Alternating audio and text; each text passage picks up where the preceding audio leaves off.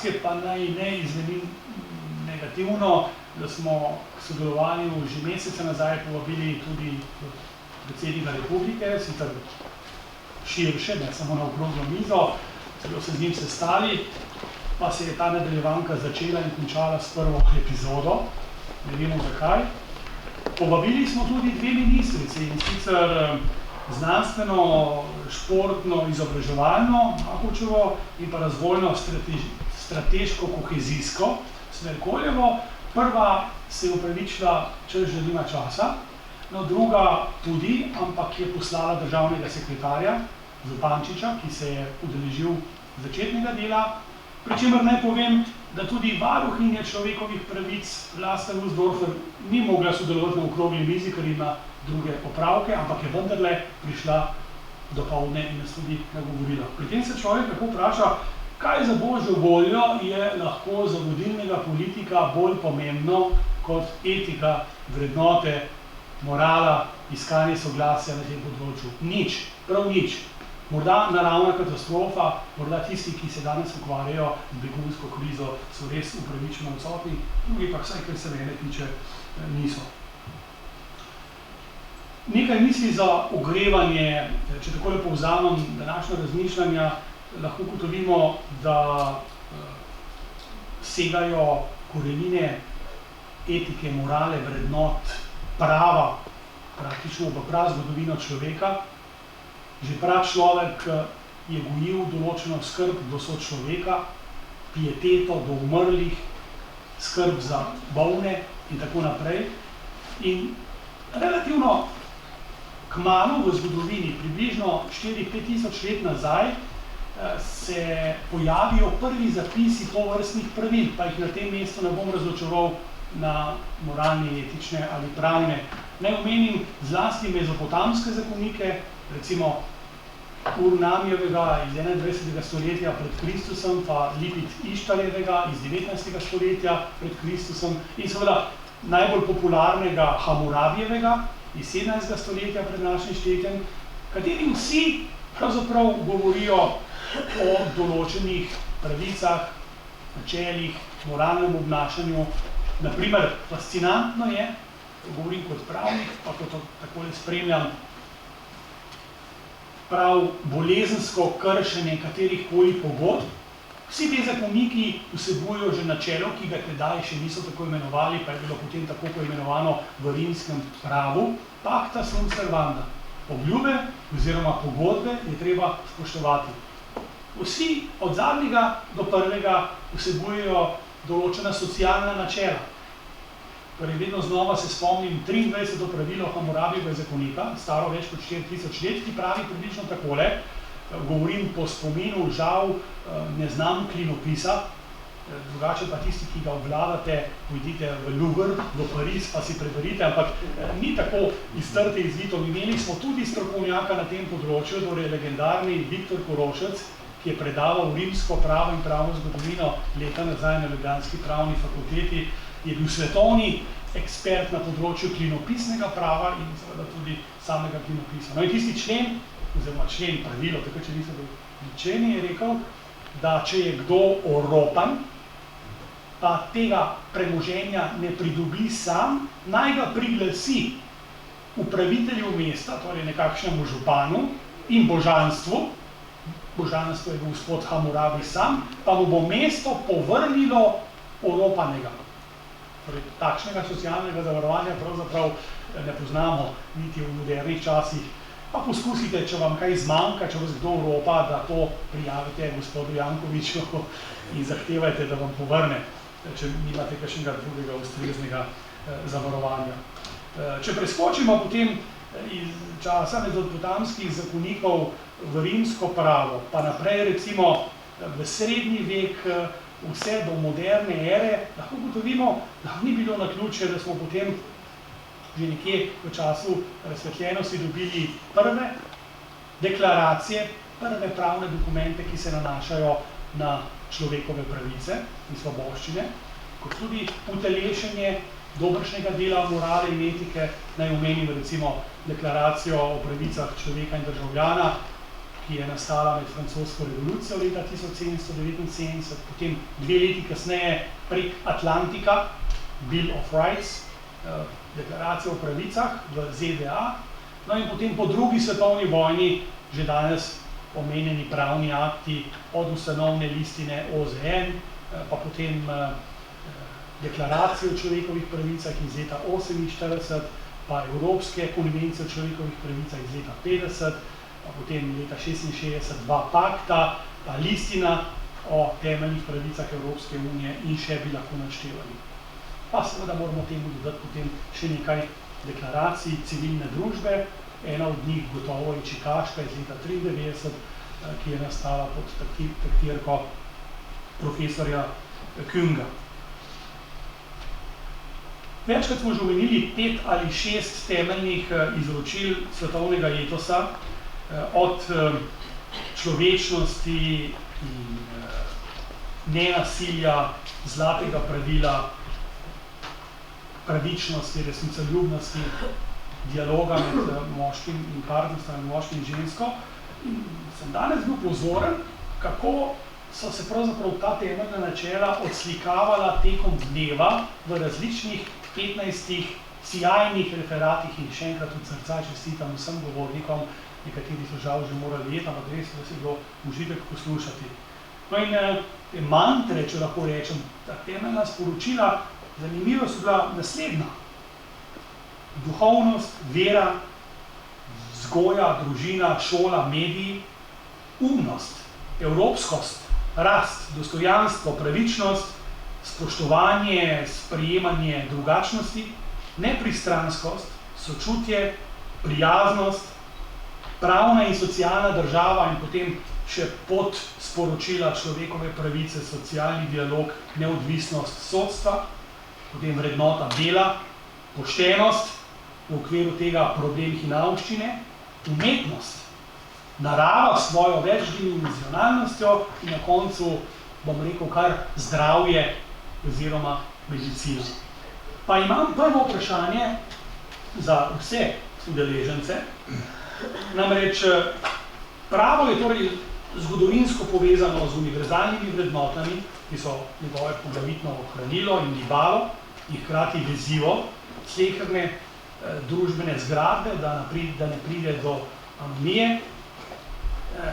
Očitno prava ne primanjkuje. Kako to, da kljub obilici prava ni vse tako prav, kot bi bilo pravilno? In zakaj se zdi, da je morala kvečemu zaspala in da človeštvo sanja neko čudno moro? Oziroma, kot je ena od zadnjih govornic rekla, zakaj razkorak med deklaratornostjo in prakso? Tudi danes je bilo slišati veliko smelih besed, vemo, da in deklaracije in besede premikajo gore, so seveda bistveno več kot nič. Ampak kaj zdaj? Kaj je naslednji korak recimo po današnjem posvetu? Pa bi mogoče gospod profesor Potočnik začel kar z vami. Hvala lepa. Sem vesel, da sem tukaj, pa naj pojasnim, da nisem VD Mariborskega nadškofa, ampak smo se dogovorili, da greva skupaj na to srečanje in sinoči pozno mi je javil, da ga je napadla vročina in da sem sam in je rekel, če pa lahko kaj, pa se usedi na moj sedež in z veseljem o tem razmišljam. Pri tem vprašanju profesor Poliho sem se spomnil na, kot družboslovec na Petera Bergerja. Ko sem v času študija tam v poznih 70 letih enkrat bil na srečanju z njim, pa smo razmišljali o teh stvareh, predvsem kot sociolog religije, je rekel, a se vi kot družboslovci zavedate, kaj je temeljno poslanstvo krščanstva, pa cerkve, pa tako naprej. Pravi, institucionalizirati zapoved ljubezni. Pravi, to je jedro in vsega. Ne? In pravi, kolikor cerkvi to uspe, toliko je to, kar naj bi bila izvorno. Kolikor je ne uspe, so že stran poti. In danes, ko sem poslušal o vrednotah, sem večkrat pomislil sedaj, ko ste, gospod profesor, našteli te mantre ali vrednote, ki so danes bile omenjene, sem zelo pogrešal vrednoto praznovanja, počitka in tako naprej, kamor je pravzaprav vse delo usmerjeno, ne? In tudi religije so na tem področju zelo pomembne, da lahko vsemu tistemu, za kar se trudimo, damo še eno piko na i. In jaz razumem pravzaprav zakonodajo, se pravi institucionalizacijo vrednot. Velikokrat se mi zdi škoda, da ob govoru o vrednotah ne omenimo, da so to lahko naši cilji, so lahko norme, so lahko vizije in tako naprej, ki nas usmerjajo. Ko pa dobijo te vrednote neko institucionalno obliko, ne, se pravi, postanejo tudi del normativnega sistema, potem pravzaprav se ukoreninijo. Vendar je tako kot recimo z zakonsko zvezo, ko se recimo ljubezenski odnos dveh, ki se spoznata, pa rečeta, midva bi pa rada šla skupaj življenjsko pot in jo potem, ko se poročita, institucionalizirata. Oziroma, vsaj ko velja v družbi, da sta partnerja, že na nek način je njuna zveza institucionalizirana in potem se pa zgodi, jaz tako vidim, da se zgodi, da lahko institucija ostane, vsebina, recimo odnos, ljubezenski odnos moža in žene, pa lahko na nek način izplahti. To je tako, kot rečejo, nedavno mi je rekla ena gospa, prej mi je celo cvetličarno znosil domov, zdaj je pa pozabil šopek za rojstni dan. Se pravi, lupina ali norma in tako naprej ostane, izgine pa duša tega ali vsebina tega.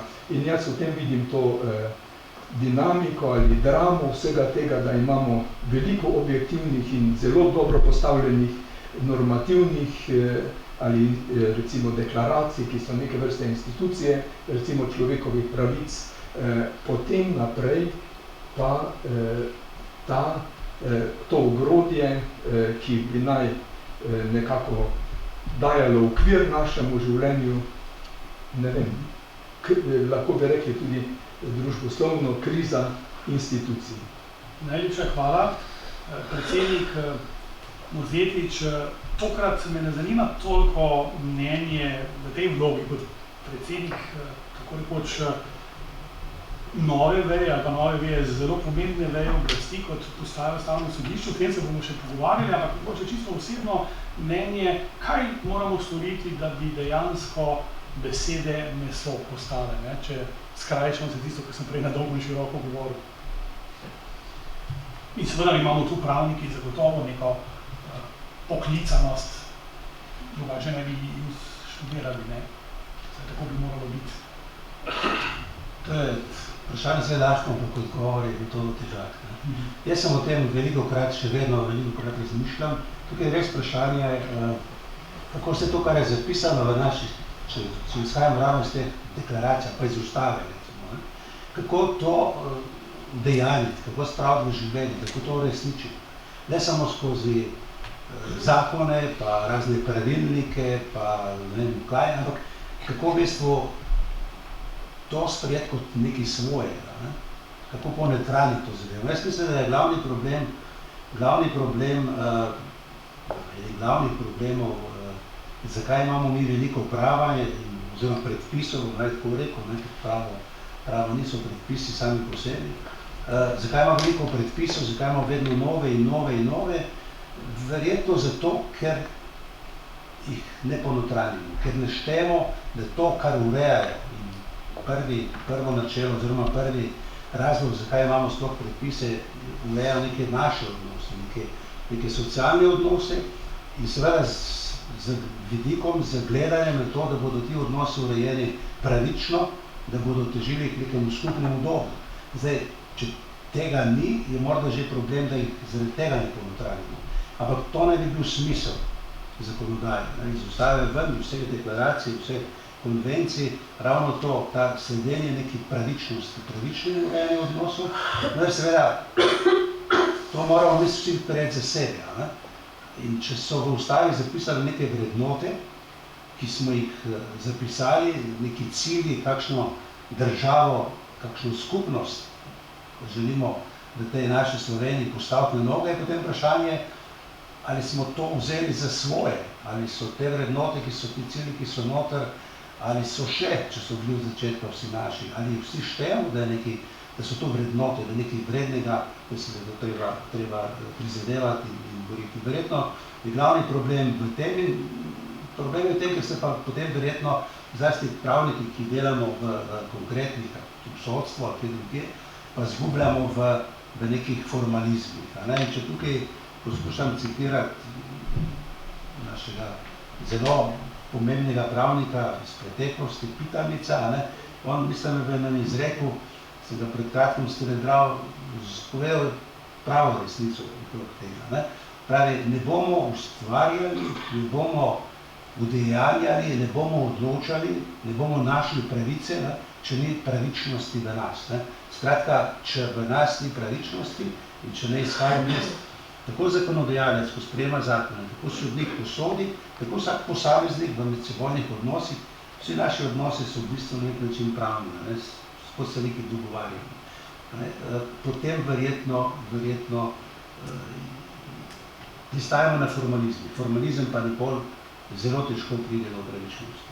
Ja, mnogo tisti študentom, ki so bili tistega davnega leta 1919 na tem inauguracijskem predavanju profesorja Pitamica, no, kasneje je pa žal doživel podobno usodo kot Pediček, Oswald, pa še kdo bi se najdel z novim režimom po drugi svetovni vojni.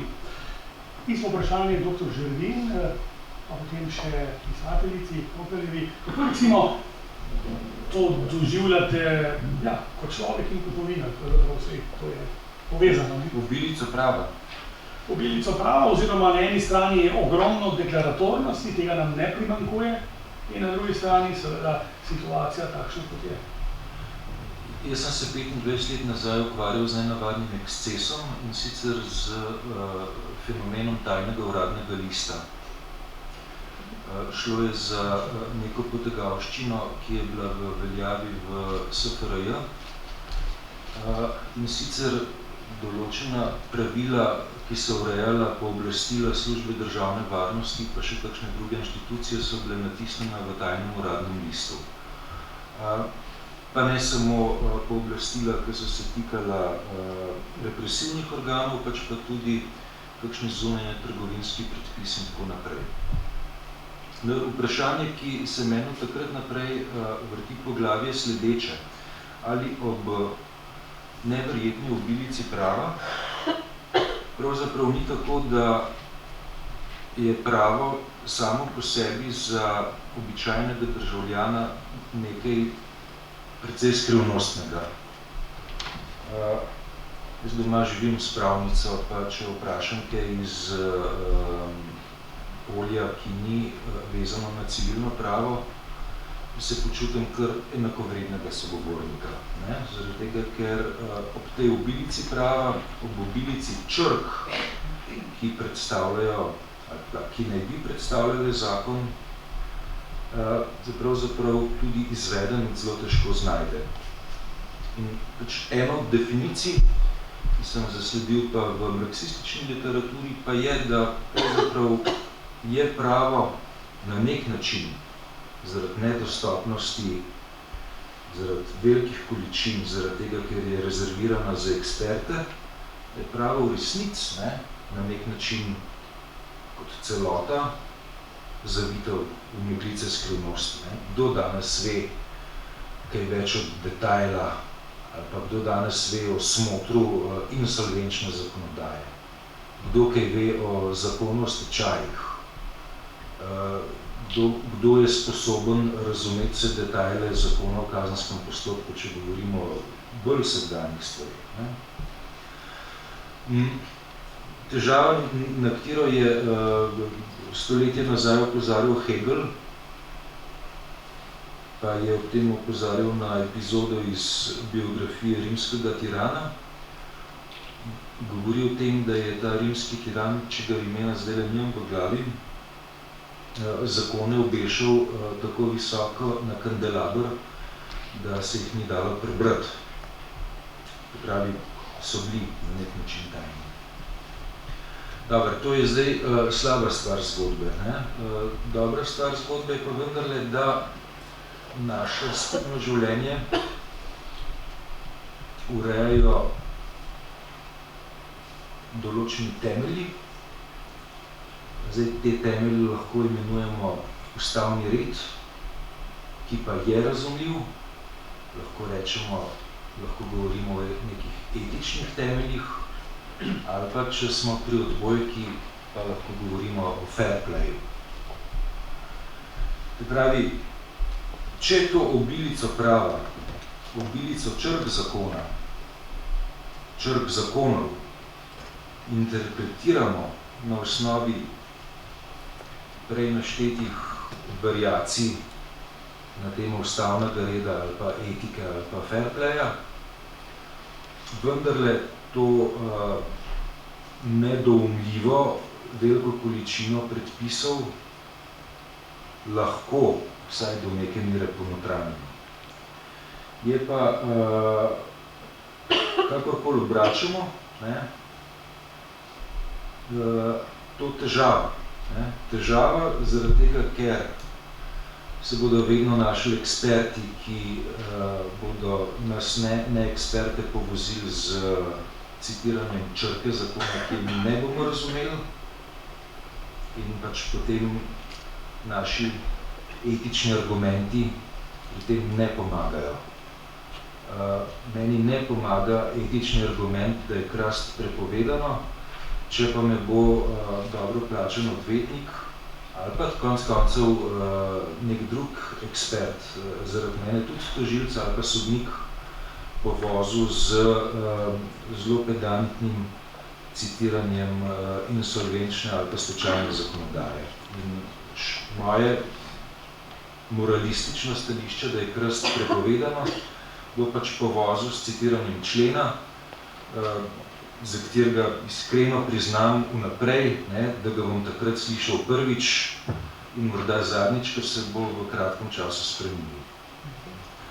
Hvala, mimogrede opaska. Gospod Hammurabi se je zavedal po moje nevarnosti tajnih uradnih listov v narekovajih. Njegov zakonik, ki je oklesan več kot 2-metrsko stelo, črn kamen, ki ima sicer zelo zanimivo obliko, kot rečeno, lahko ga pogledate v Louvru. Torej je ukraden. Ni ukraden, ampak je... Dvom, da so francoske domačinom plačali. Takrat v istem času, je bil razstavljen sredi trga, sredi glavnega trga in je bilo s tem zadoščeno načelo javnosti, torej nobenega uradnega lista. Sam se pa spomnim kot pripravnik leta 86, ko sem bil na splošni blogu po Torožu, pa mi je tedanji direktor uprave nekajkrat citiral torej tajni uradni list, ki ga res seveda kot pravnik nisem dobil na pogled. To je bilo zelo zanimiva izkušnja za novopečenega in še vedno gorečega pravnika. Kako pa na to problematiko, o kateri se pogovarjamo, gleda pisateljica, gospa Kokelj, vem, da vam je ta tematika kar malo zoprna, ker je tako mogoče kruto zemeljska, ampak vendarle me zanima vaše mišljenje, kajti dejstvo je, da brez umetnosti, o kateri smo danes že govorili, brez kulture, brez jezika, pravzaprav sploh ne bi bilo več slovenske samobitnosti, pa ne vem, za katero osamosvojitev že gre, prvo, drugo, tretjo, to je res.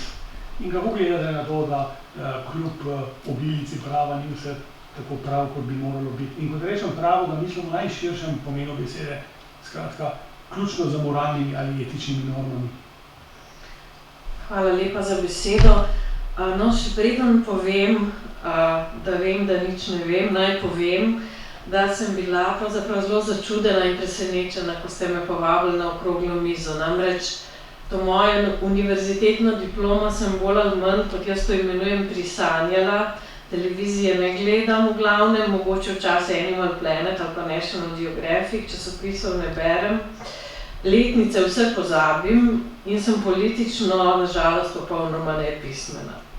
Sem bila pa z mojim prvencem že z romanom Milovanjem, sem bila najmlajša kresnička, nominirana za roman leta, torej očitno nekako le sem pismena. In pismena sem pa v bistvu v trenutku, se mi zdi, bi to poimenovala, ko se spustim do arhetipov. In na tej točki seveda bi se tudi, če poskušam na to vprašanje odgovoriti, spustila do arhetipa, do posameznika in do tistega, čemu se z enim lepim angleškim izrazom reče the name of the game. Bom pa na tej okrogli mizi pa nadalje skrbela za umetniški dojem, kot se temu reče. Dobre, hvala. Sem seveda tudi odlična diplomatka, kot sliši, ne? Odlična diplomatka, ne? Ker ste lepo odgovorili kljub temu, da se te zadeve toliko ne zanimajo, ampak hvala. Se bomo vrnili še na tisto, kar mene posebej zanima in se mi zdi zelo arhetipsko dobrota, ne? Ampak medtem še eno vprašanje, dve za ostale. Torej, za gospoda Nadškofa sem pripravila tako posebno vprašanje, mogoče malo provokativno, ampak profesor Potočnik, jaz sem prepričan, da boste ali bolje odgovorili. Namreč pred kratkim sem prebral eno zelo zanimivo knjigo o zatonu zahodne civilizacije, ki jo je napisal zgodovinar, za katerega pravijo, da je menda najbriljantnejši zgodovinar svoje generacije, Niall Ferguson. Naslov v originalu je Civilization, the Six Killer Apps of Western Power. Namreč Ferguson si postavlja vprašanje, zakaj Zahod dominira svet v zadnjih 500 let in za odgovor ponuja tako imenovanih 6 ubijalskih aplikacij, ki so jih razvili na tej strani planetarne poloble, primanjkovale pa naj bi na vzhodu. No, to naj bi bili konkurenca, znanstvena revolucija, vladavina prava s predstavniško oblastjo oziroma demokracija, sodobna medicina, potrošniška družba in protestantska delovna etika. Torej, poudarjam, protestantska delovna etika. No in potem Ferguson navaja podatke, ki so bili zame fascinantni, ki jih nisem poznal, pravi, da Kitajska nezadržno pridobiva prednost pred vzhodom tudi zaradi uvažanja v narekovajih protestantske delovne etike. Na Kitajskem danes živi okoli 40 milijonov protestantskih kristjanov, po mnenju nekaterih celo med 75 in 110 milijoni, v primerjavi z 1,5 milijona leta 1949. No in skupaj z 20 milijoni katolikov naj bi torej bilo na Kitajskem 130 milijonov kristjanov, ki so bolj pobožni od evropejskih bratov in sestra, po mnenju Fergusona, saj se redneje udeležujejo bogoslužja. No in tudi Kitajci menda gradijo cerkve s hitrejšim tempom kot kjerkoli drugje in tudi natisnejo več Biblij kot v drugih državah. Pa me zanima, gospod profesor, a lahko to vse vpliva na skorajšnjo drugačno podobo sveta? Ali to pomeni, da se zdaj tako imenovane zahodne vrednote selijo na vzhod, pa bi človek upal, da se morda tudi nekaj vzhodnih naleze zahod? Recimo, ko mi nekdo govori o vzhodnih, se takoj spomnim recimo na sočutje, sicer bolj po budističnem izročilu, ampak sočutje kot pravzaprav naboj, kot zmes vseh ostalih vrednot, o katerih smo danes govorili, ne samo sočutje v slovenskem razumevanju te besede, ko pravzaprav sočutje povezujemo z neko empatijo, ko se nekomu nekaj pripeti. Kako gledate na to? Vem, da je to težko vprašanje, pa bi zahtevalo cel posvet, ampak mene zanima, glede na to, da ne gre kar za nek pamflet, ampak vendarle za knjigo znanega zgodovinarja. Ja.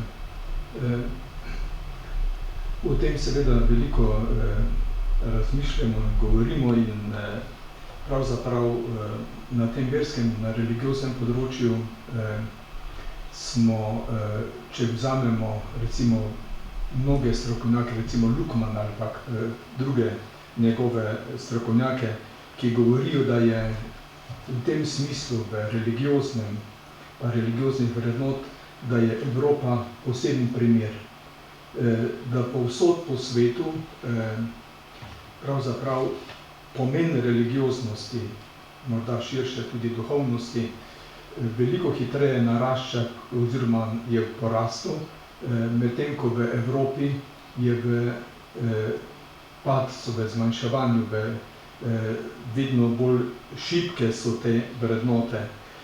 In v tem smislu rečejo mnogi, v svetovnem merilu religioznost in religiozna etika še zdaleč ni v krizi, ampak to je samo primer Evrope. Tako kažejo raziskave, recimo svetovna raziskava vrednot ali pa evropska raziskava vrednot in religioznosti. In v tem smislu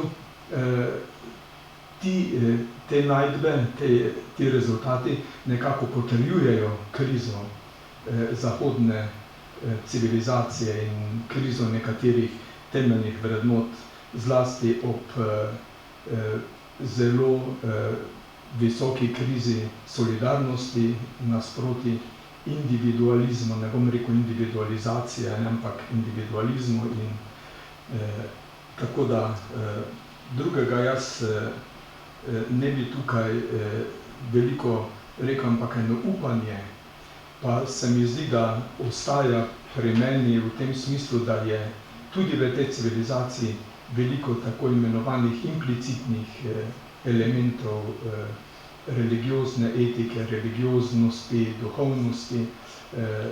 Morda je bolj v krizi ta, kot sem prej uvodoma rekel, institucionalni vidik te religioznosti, spodaj ali pa zadaj ali pa nekje se pa vedno znova in znova pojavi nekaj drugega, nekaj novega, nekaj se rojeva. Tako smo recimo v eni raziskavi, ki so jo delali na Dunaju, odkrivali, kje se danes te nekako, kam so se pozicionirale te duhovne in religiozne pa etične vrednote. In recimo na Dunaju se je pokazalo, da nekako na površju v tej javnosti in tako je zelo veliko rupa in tega ni. Spodaj pa nekje nastaja potreba po neki tišini, po nekem molku in tam pa te stvari najdemo. Tako da se mi zdi, stvari so zelo zapletene, ampak velikokrat ob tej diskusiji o krizi te zahodne civilizacije sem jaz, ki sem optimist, hvala Bogu, lahko ob tej besedi kriza malo skeptičen. Toliko morda. Ja, tišina in premišljak, vse fascinantno je bilo, ko nas je gospod Pogačnik povabil, da smo nekaj časa tiho. Jaz sem pravzaprav v tistem času tudi razmišljal o tem, kako res ne znamo drugega poslušati, kako nelogično je to, paradoksalno, ne? Bog, stvarnik, kdorkoli že, v katerega verjamemo, nam je ustvaril nenazadnje par ušes, pa samo ena usta, ne jezik, ampak ta ušesa nekako ne prisluhnejo drugim. Še sebi ne znamo prisluhniti. Torej, tišina in ko je gospod Volč govoril o Slavčku, sem se pa spomnil na en zenovski kovan, ki je bil tudi približno tak. Namreč zenovski menih je prišel na predavanje, bil tiho, pa mislim, da kar več kot 5 sekund, mislim, da celo 20 minut, ne vem, kako je audienca na to dirigirala, je rekel, no, zdaj pa obveste vse. In se je upravičil in je potem šel. Doktor Žerbin bi želel repliko oziroma kaj dodati, odvzeti? Ja, jaz bi dodal pravzaprav neko točko, ki polemizira samim izhodiščem tega vprašanja, namreč o pomenu protestantske etike kot nečesa, kar naj bi prispeval k narekovaju vsaj superiornosti zahodnega sveta. Namreč opozoril bi na omejitve protestantske etike. Protestantska etika približno plus minus nekaj 10 let sovpada z industrijsko revolucijo in tisto, česar protestantska etika ne sugerira, je odnos do okolja. Protestantska etika sugerira nekaj, čemer bi lahko rekli odlaganje užitka. Ne? Se pravi, ne pokonzumiramo vsega, ko smo ustvarili, odložimo neko veselje, investirajmo. Hkrati pa se ta protestantska etika začne uveljavljati praktično hkrati, tako časovno kot tudi geografsko, z neusmiljenim izkoriščanjem fosilnih goriv. Se pravi, z neusmiljenim izkoriščanjem virov, ki so nastali milijone let nazaj. In to neusmiljeno izkoriščanje virov je v zahodnem svetu privedlo do ekološke krize, da ne uporabim močnejše besede katastrofa. Pravi, tisto, kar bi jaz poudaril na tej točki, je, da protestantska etika zaradi odsotnosti točke, ki se reče odnos do okolja, zagotovo ni nekaj, kar bi na dolgi rok zagotavljalo, je pa spet v narekovajih superiornost zahodne civilizacije.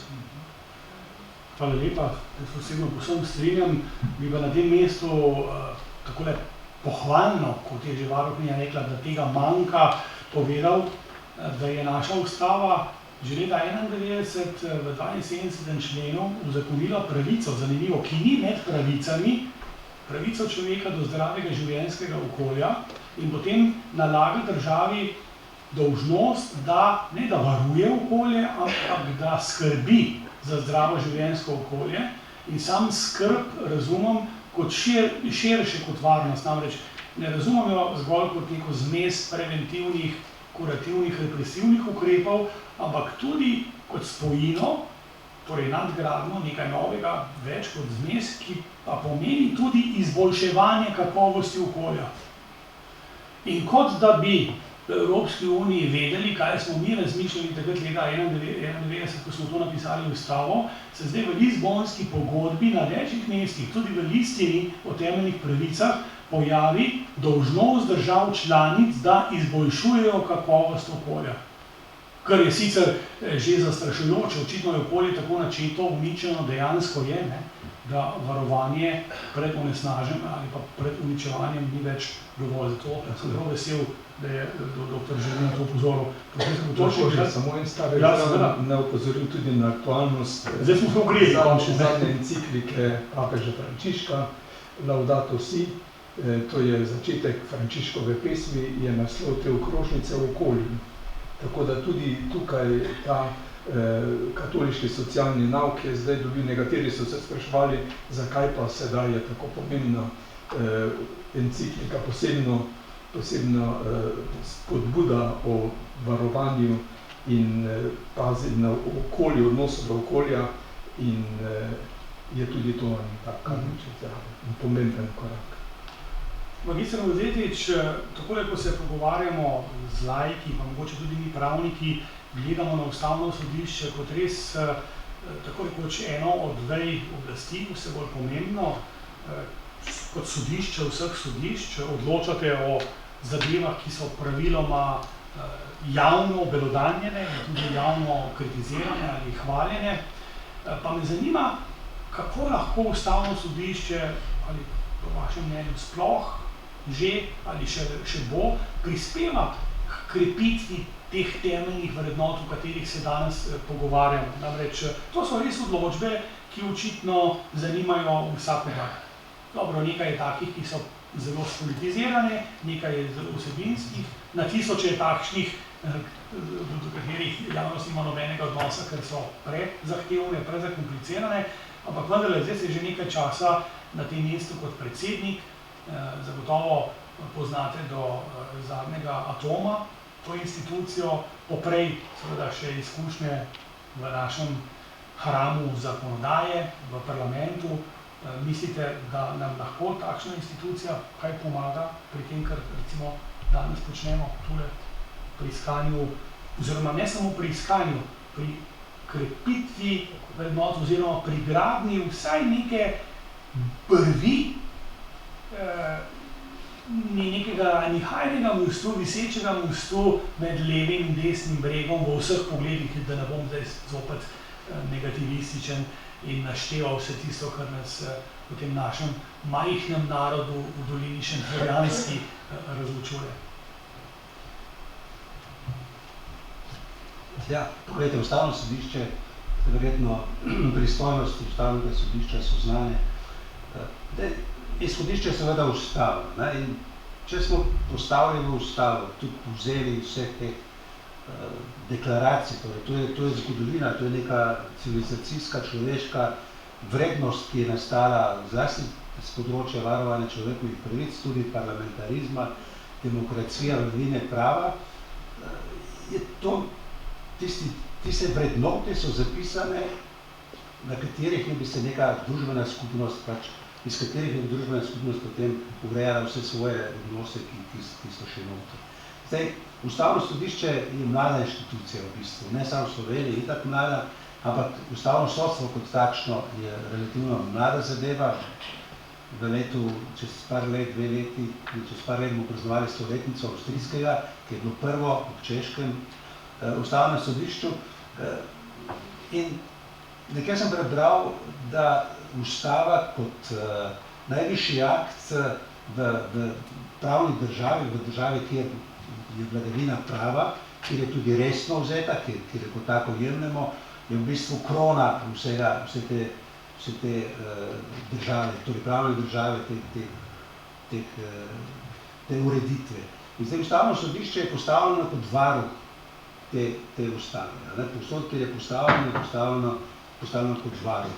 Zdaj, iz tega vidika, mislim jaz, da lahko Ustavno sodišče, jaz sem prepričan, da je od svojega nastanka naprej, da so ustavni sodniki, sodnice s svojim delovanjem se gotovo trudili, zdaj so uspeli, ali niso, je drugo vprašanje, ampak trudili so se, da pri svojih razlagah tako ustave, potem tudi pri presoji, ali so posamezni zakoni, drugi predpisi skladni za ustavo, da so iskali tisto, kar ne bi bilo skupno, kar ne bi temeljilo res na teh vrednotah. In če je to tako postavljeno, potem odločitev sama po sebi, mislim, da je sama po sebi bi morala biti tisto vezivo, skratka, ne bi smela razločevati. Zdaj, zakaj deli, zakaj smo v Sloveniji tako razbiti, jaz si ne znam odgovoriti. Jaz zaradi tega velikokrat bom rekel sebi trpim, ker ne zastopim, ne razumem tega. Ampak pri nas se pa vsako stvar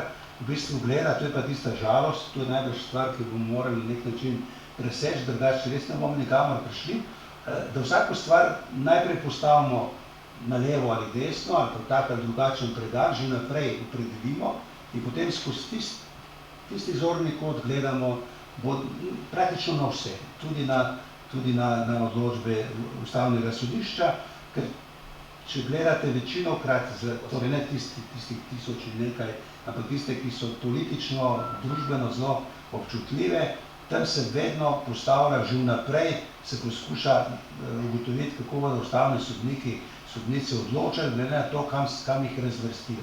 Ali jih razvrstijo na eno, ali na drugo stran, ali na napredno, ali na zadnjaško, z tega vidika. Skratka, ne gleda se malokrat in se gleda, pa malo kdo pa gleda res v tisto vsebino, v tisti poskus, ki ga Ustavno sodišče da v tiste svoje odločbe, da opredeli, kaj je nekaj skladno z ustavo, kaj je neka ustavna zahteva na področju, recimo, varovanja človekovih pravic, tudi tem širšem, ne samo ta ozek krog človekovih pravic, tudi z vidika varovanja okolja, zdaj podjetniške svobode in vrsta teh zadev, ki so nekako v naši ustavi opredeljene kot vrednote, ampak jaz se vedno bolj sprašujem, ali še vedno mislimo, ali nas dovolj misli, da je tisto, kar je noter zapisano, da so vrednote, da je vredno, da se je vredno za tisto boriti. Ali smo zdaj ugotovili, da je nekaj drugega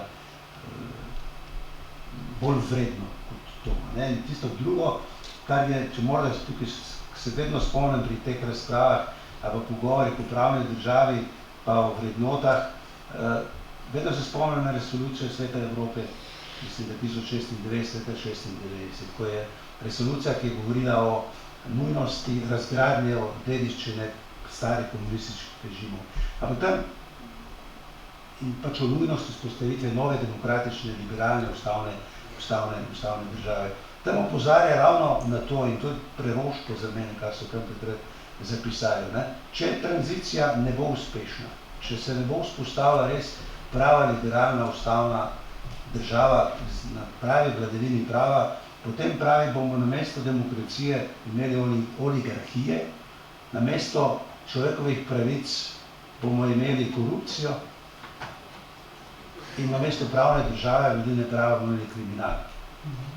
In jaz se bojim, da ne bom rekel, da je tako hudo, ampak dejansko je, če ne sprejmemo, če ponovno ne razmislimo in če ponovno se ne dogovorimo, da so tisto, kar smo zapisali v ustavo pred 24 leti, da je to, da so to vrednote, da je to nujno, da moramo to spraviti v življenje, potem se bomo samo lahko prepirali, kdo je lev, kdo je desen, kdo je napreden, kdo je nazadnjaški, ampak to pač pelje samo tisto, kar je bilo zjutraj, ki ste lepa pridobljava s kočijovi konji, to pelje ne da sam kočijo raztreščeni, razbije, ampak tudi potnike, ki so noter.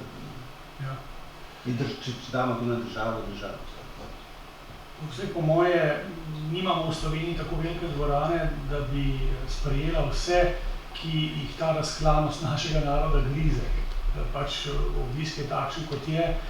Žal ta situacija povzroča tudi nihilizem, vedno večjo osamljenost, ljudje pač po svoje doživljajo nesrečo. Se veste še iz časa Tolstoja, da so srečne družine bolj ali manj vse podobne, nesrečna pa vsaka po svoje nesrečna, to je res. No in sam sem si vedno nekako utopično, naivno predstavljal državo kot človeško telo, če smo še danes pri metaforah. Mi profesor Ušaj oprosti še ta metafora, ampak človeško telo zakaj? Ker za svoje normalno delovanje potrebuje leve in desne okončine in potrebuje eno glavo, en razum in eno srce. Zelo preprosto, pa očitno ni tako preprosto. Ampak vse to je pa po moje, gospod Kohelj, tesno povezano s tistim, kar vas še posebej privlači kot pisateljico, umetnico, pa tudi kot človeka, to ste mi zaupali sami, to mi je potrdil tudi nam vsem znani dr. Google, namreč dobrota. Dobrota je tisto, meni bo to tako všeč, namreč spomnilo me je zanimivo na ameriško deklaracijo o neodvisnosti, kjer pravzaprav je izrecno zapisana pravica vseh ljudi do sreče. Right to happiness, ne? In seveda sreča je pa tesno povezana tudi z dobroto in z vsem tem, kar smo se danes pogovarjali. Jaz, ko sem to vprašanje že prej naslutila, sem nekako si začela pripravljati cel traktat, ampak se mi je v bistvu utrnila, se mi samo 2 stavka in to je pač dobrota ni sirota, namreč vsi vemo, kdo je zašil vitko srajčico. Se mi pa zdi, v srčiki dobrote v bistvu pa prepoznavam eno drugo zelo pomembno stvar, to je pa spoštovanje dostojanstva. Ker prej sem govorila o arhetipih in recimo, ko se jaz kot umetnica, pisateljica spustim v arhetip, takrat zelo dobro vem za dostojanstvo. Vem za Ošava iz japonske pravljice, ki je z golimi prsmi legel na ledeno površino jezera in se je in svoji materi nalovil, stari bolni materi nalovil rib, ker je bila bolna. Vem za, in tudi vi veste verjetno, za Andersenovega stanovitnega kositrnega vojaka, ki je gorel v ognju in pravzaprav ni vedel, ali je ta vročica, tako lepo piše, ali je od njegove goreče ljubezni, ali je od ognja, a še vedno je stal strumno, s puško na rami. Se pravi, bil je dostojanstven. Tudi je dostojanstven klošar Ivo, ki sedi na kosu kartona na Ambroževem trgu in me vsako jutro pogleda mimo, pozdravi, dober dan, sestrca in se zahvali za kovanček. Dostojanstven je bil tudi 4-mesečni dojenček, ki so ga konec aprila 1945 pri Peršmanu zaklali SS-ovci. Ervin, moj sosed, ko operacija ni uspela. Izobražena lucidna Ameriki v Pinkiju 15 ur na dan pobira naročila za halo pice. Dostojanstvo imamo vsi mi, ki smo zdajle tukaj, in ima ga tudi Divina, in morda ste me pravzaprav povabili na to okroglo mizo, da vam preberem en kratek odlomek iz moje zadnjega romana, Slamnata dežela. Roman govori o bratstvu in bi vam rada predstavila Divino. Na policah skladišča hladne, trte, zelene, zelnate glave, na tleh škatle, velike vreče moke, pokvarjena televizija, plasti snic, soček slabega vina in ogledalo. Tam se je Divina ličila za nastop. V silnem, glodnjavem ponosu, od vseh pozabljene, nikoli spoznane. Na usta mastno vijolično, privihane trepalnice, ropotajoče koralde in s plastično srebrnino zalšana z oljem cvrtja pokapana obleka ženske, ki ni imela kaj skriti, da bi stopila na oder iz kartona, da bi bila vžgana ženska edina, ki jo je poslušala, ki je prišla, ki je zaploskala. Možganina je skelela vedno, a je prišla.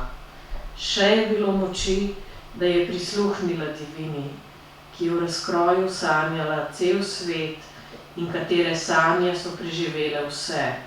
Čas in bledo vino in vlažno sobo in dolge ulice in vso bedo plastičnih mizic zanikrnega lokala.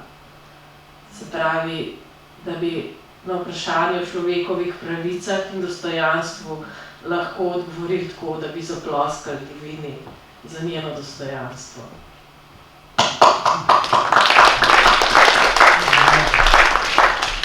Hvala.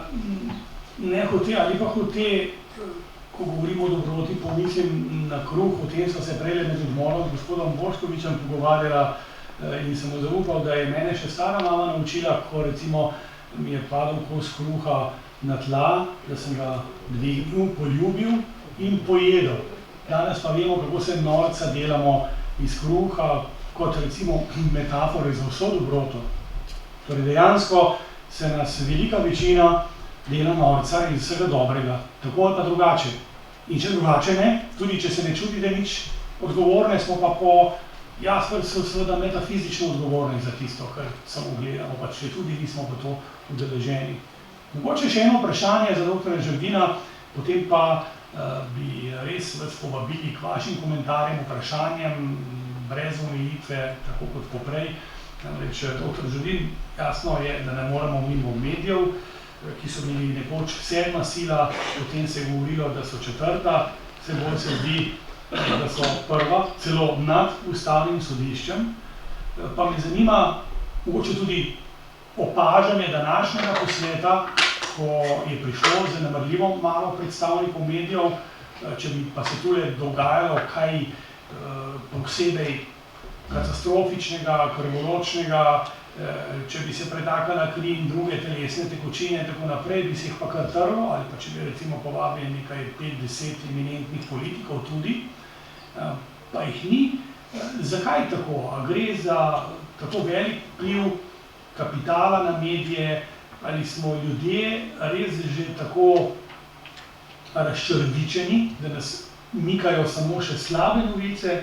Zakaj ni v medijih več pozitivnega, seveda z mnogimi pozitivnimi izjemami, med katere spadate, oziroma to, kar bom pa rekel, spadaš, ker se že toliko let poznava, zagotovo ti, pa še vrsta tvojih kolegic in kolegov, ne samo v časopisju, tudi v drugih medijah, ampak včasih imamo občutek, da ste v manjšini.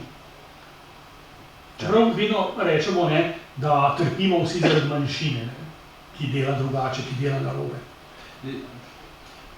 Na eno skrivnost bom izdal, jaz sem to vprašanje vedel naprej, potezo kuvertirano. Odkje oznaka 7. sila? Se zdel precej neverjetno, ker sem prelistal prelistov, ne, se pravi v iskalnik Fakultete za družbene vede sem dal pojem sedma sila, je ven padlo nekaj 10 diplom, ki ta pojem omenjajo, vendar niti enkrat pojem sam ni bil razložen, ne, kje znaka sedma sila. 3 sile na fizika, ne, pravi gravitacijo, elektromagnetno silo, pa jedrsko silo, morda še kakšno.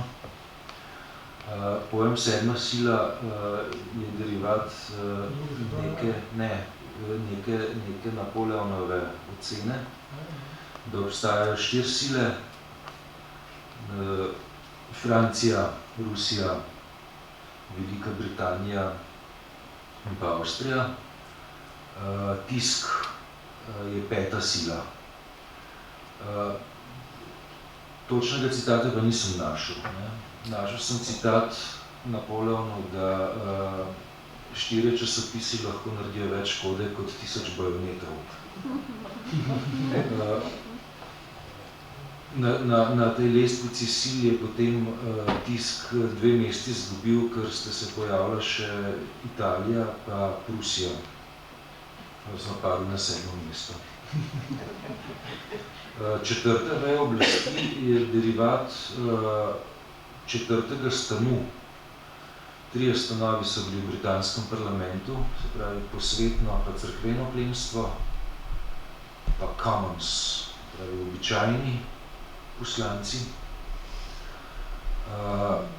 Predstavnik commons, Sir Edmund Burke, filozof in politični mislec, vsaj njemu to idejo pripisujejo, je nekoč nekje naj bi zapisal, ne, da 4. stan, ki sedi na galeriji, na reporterski galeriji, ima večji vpliv kot 3 stanovi, ki so v parlamentarnih klopeh. Od oznaka 4. stan, ki je potem se preoblikovala v 4. vejo oblasti. Zdaj grem k stvari, ne, da ne bom dolgo vezil tukaj. Če govorimo o 3 vejah oblasti, ki naj bi medsebojno drugo nadzirala in vzpostavljala sistem nekih zavorij na ravnovesij. Ob tem se je vendarle treba zavedati, da 2 veje oblasti, izvršna pa zakonodajna, nista v sistemu zavorij na ravnovesij, pač pa v nekem sistemu koalicijske discipline. Pravi, zakonodajna oblast se drži koalicijskih navodil in po koalicijskih dogovorih ravna izvršilna oblast. Sistema zavor in ravnovesij po moji oceni med vsaj 2 vejama oblasti ni. 3. veja oblasti, pravi sodstvo, z vrhovnim pa ustavnim sodiščem po moji oceni deluje na način zavor in ravnovesij, medtem ko za prvi 2 veje oblasti tega ne bi rekel. V tej konstelaciji bi poudaril, da je vloga tiska ali pa medijev, ne, če govorimo o bolj sodobnem svetu, še kako pomembna, pa ne zato, ker bi si jemalo oblast v svoje roke, pač pa zato, ker javnosti demokratični tisk omogoča uresničevanje pravice do obveščenosti. Pač ta pravica do obveščenosti je prvo, drugo in 3. poslanstvo demokratičnega tiska. Ali se pri tem, ko govorimo o tisku ali pa medijih kot celoti, pojavljajo kakšne druge agende? Seveda se pojavljajo. Tisk ali pa mediji svoj vpliv gradijo preko mehanizmov, ki obstajajo na trgu. Se pravi, predstavniki ali pa ljudje, posamezniki z valuto volilnega glasu nagrajujejo kandidate na volitvah, s finančno valuto nagrajujejo medije. Tukaj smo v nekem nenavadnem krogu, ne, ko mediji na nek način lahko tudi torpedirajo 3 veje oblasti ali pa 2 veje oblasti, ki so bile izvoljene z valuto glasu na volitvah.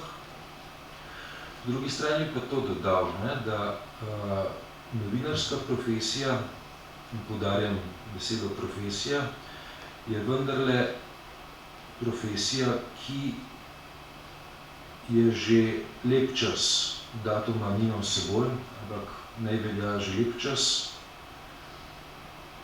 Ravnanje te profesije je kodificirano z etičnim kodeksom, čigar upoštevanje redno, temeljito in po mojem mnenju dosti lucidno presoja častno razsodišče novinarskega društva. Tako da tisto, kar konča v medijih, je vendarle podvrženo neki samoregulaciji, ki velja znotraj ceha. Verjamete, ni prijetno novinarjem, ki so pred častnim razsodiščem pripoznani kot tisti, ki so kršili kodeks novinarske etike. Ocena, da je nekdo kršil kodeks novinarske etike, lahko, ali pa da ga je večkrat kršil, lahko pomeni tudi kar resno oviro v profesionalni karieri nekoga.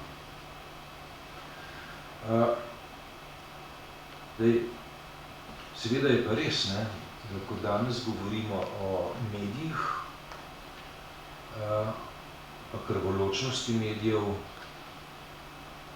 po eni strani zelo hitro mislimo na tabloide in s tabloide enačimo vse ostalo, po drugi strani pa medijem pripisujemo tudi vse tisto, kar je objavljeno na forumih. Tukaj pa smo, ne? Tukaj pa smo na neki točki, ki je neregulirana, ki zahteva zelo novo pravno sodno prakso, in sicer sodno prakso v smislu odgovornosti medija za vso svinjarijo, ki se zbere v kloaki, kot pravi profesor Boštjan Zupančič, v kloaki pod članki.